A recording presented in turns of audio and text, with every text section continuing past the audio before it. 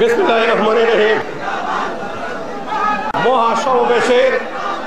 মহাসমাবেশের সম্মানিত সভাপতি, উপস্থিত আমার জাতীয় নেতৃবৃন্দ, উপস্থিত আমার 5 জেলার নিরীহ নির্যাতিত নেতাকর্মীরা, আসসালামু আলাইকুম। গত 4 দিন শরীয়তপুর, মাদারীপুর, গোপালগঞ্জ, রাজবাড়ী, ফরিদপুরের মানুষ এখানে যত কষ্ট করে এই মিটিংকে সাফল্যমণ্ডিত করার জন্য এসেছেন। আমার অন্তরস্থল থেকে শরীয়তপুর জেলা বিএনপির পক্ষ থেকে আপনাদেরকে অভিনন্দন।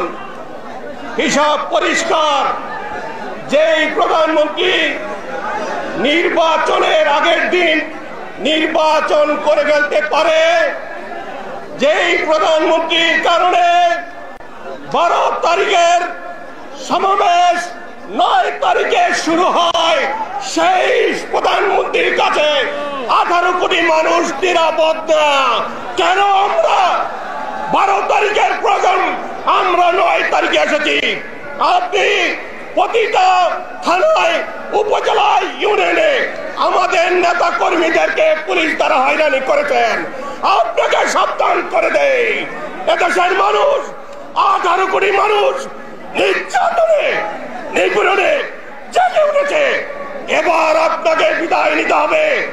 জাতীয় নেতৃবৃন্দের উদ্দেশ্যে বলতে চাই, এই চোর সরকারের কাছে আজকে থেকে আর কোনো বেগম খালেদা জিয়ার মুক্তি চাই না। বেগম খালেদা জিয়াকে আপনাদের নেতৃত্বে আন্দোলন করে কাঠগড়া থেকে মুক্ত করবে ইনশাআল্লাহ। শেখ হাসিনার কাছে মুক্তি চাই না। এদেশের বিএনপি, ছাত্রদল, যুবদল, স্বেচ্ছাসেবক দল, শ্রমিক দল বেগম খালেদা জিয়াকে মুক্ত করবে ইনশাআল্লাহ 10 ডিসেম্বরের পরে।